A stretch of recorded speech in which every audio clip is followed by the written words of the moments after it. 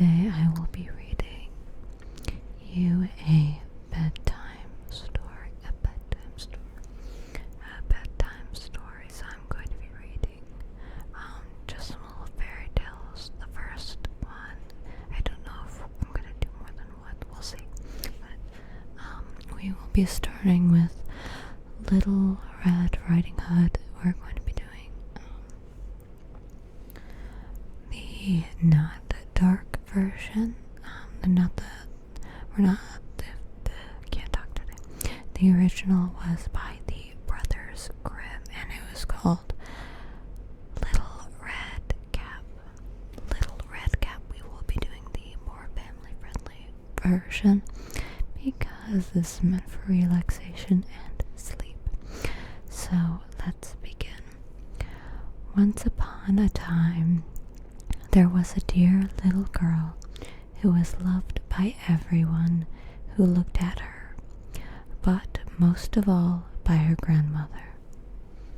And there was nothing that she would not have given to the child. Once she gave her a little cap of red velvet, which suited her so well that she would never wear anything else. So she was always called Little Red Riding Hood. One day her mother said to her, "Come, Little Red Riding Hood, here is a piece of cake and a bottle of wine. Take them to your grandmother. She is ill and weak, and they will do her good. Set out before it gets hot, and when you are going, walk nicely and quietly, and do not run off the path, or you may fall and break the bottle, and then your grandmother will get nothing. And when you go into her room, don't forget to say good morning, and don't peep into every corner before you do it." "I will take great care," said Little Red Riding Hood to her mother, and gave her hand on it. The grandmother lived out in the wood, half a league from the village. Just as Little Red Riding Hood entered the wood, a wolf met her. Little Red Riding Hood did not know what a wicked creature he was, and was not at all afraid of him. "Good day, Little Red Riding Hood," said he. "Thank you, kindly wolf. Whither away so early, Little Red Riding Hood?" "To my grandmother's." "What have you got in your apron?" "Cake and wine." "Yesterday was baking day, so poor sick grandmother is to have something good to make her stronger." "Where does your grandmother live?" "Where does your grandmother live, Little Red Riding Hood?" "A good quarter of a league farther out in the woods. Her house stands under 3 large oak trees. The nut trees are just below." "You surely must know it," replied Little Red Riding Hood. The wolf thought to himself, "What a tender young creature! What a nice plump mouthful! She will be better to eat than the old woman. I must act craftily so as to catch both." So he walked for a short time by the side of Little Red Riding Hood, and then he said, "See, Little Red Riding Hood, how pretty the flowers are about here. Why do you not look around? I believe too that you do not hear how sweetly the little birds are singing. You walk gravely along as if you were going to school, while everything else out here in the wood is merry." Little Red Riding Hood raised her eyes, and when she saw the sunbeams dancing here and there through the trees, and pretty flowers growing everywhere, she thought, "I suppose I could take grandmother a fresh nosegay. That would please her too. It is so early in the day that I shall still get there in good time."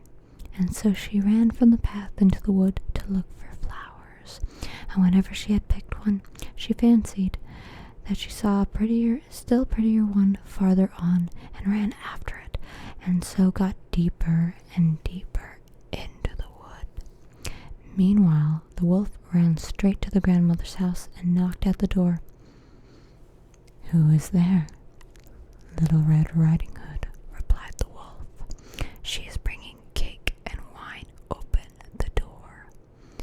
lift the latch," called out the grandmother. "I am too weak and cannot get up." The wolf lifted the latch. The door sprang open, and without saying a word, he went straight to the grandmother's bed and devoured her. Then he put on her clothes and dressed himself in her cap, laid himself in bed, and drew the curtains. Little Red Riding Hood, however, had been running around picking flowers, and when she had gathered so many that she could carry no more, she remembered her grandmother and set out on the way to her. She was surprised to find the cottage door standing open, and when she went into the room, she had such a strange feeling that she said to herself, "Oh dear, how uneasy I feel today, and at other times I like being with grandmother so much." She called out, "Good morning," but received no answer. So she went back to the bed and drew back the curtains, and there lay her grandmother, her cap pulled far over her face and looking very strange.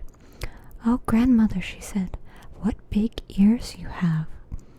"The better to hear you with, my child," was the reply. "But, grandmother, what big eyes you have," she said. "The better to see you with, my dear." "But, grandmother, what large hands you have." The better to hug you with." "Oh, but, grandmother, what a terrible big mouth you have. The better to eat you with." And scarcely had the wolf said this, than with one bound he was out of bed and swallowed up Little Red Riding Hood. When the wolf had appeased his appetite, he lay down again in the bed, fell asleep, and began to snore very loud. The huntsman was just passing the house and thought to himself, "How the old woman is snoring. I must see if she wants anything." So he went into the room, and when he came to the bed, he saw that the wolf was lying in it. "Do I find you here, you old sinner?" said he. "I have long sought you." Then, just as he was going to fire at him, it occurred to him that the wolf might have devoured the grandmother, and that she might still be saved. So he did not fire, but took a pair of scissors and began to cut open the stomach of the sleeping wolf. When he had made 2 snips, he saw Little Red Riding Hood shining, and then made 2 snips more, and the little girl sprang out crying, "Ah, how frightened I have been! How dark it was inside the wolf!" And after that, the aged grandmother came out alive also, but scarcely able to breathe. Little Red Riding Hood, however, quickly fetched great stones with which they filled the wolf's belly, and when he awoke he wanted to run away, but the stones were so heavy that he collapsed at once and fell dead. Then all 3 were delighted. The huntsman drew off the wolf's skin and went home with it. The grandmother ate the cake and drank the wine which Little Red Riding Hood had brought, and revived. But Little Red Riding Hood thought to herself, "As long as I live, I will never be by myself leave the path to run into the wood when my mother has forbidden me to do so." It is also related that when Little Red Riding Hood was again taking cakes to the old grandmother, another wolf spoke to her and tried to entice her from the path. Little Red Riding Hood, however, was on her guard and went straight forward on her way and told grandmother that she had met the wolf and that he had said good morning to her, but with such a wicked look in his eye that if they had not been on a public road, she was certain he would have eaten her up. "Well," said the grandmother, "we will shut the door, that he may not come in." Soon afterward, the wolf knocked and cried, "Open the door, grandmother. I'm Little Red Riding Hood, and I am bringing you some cakes."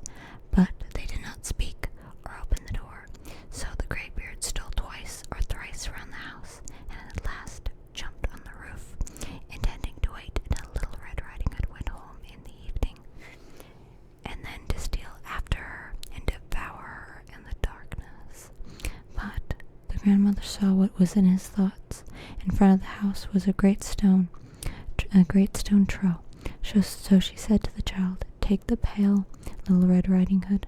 I made some sausages yesterday. Carry the water in which I boiled them to the trough." Little Red Riding Hood carried until the great trough was quite full.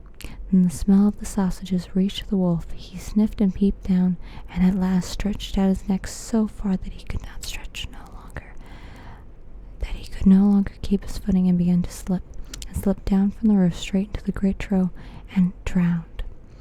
But Little Red Riding Hood went joyously home, and no one did anything to harm her again. So, I think that was the original, actually. I've actually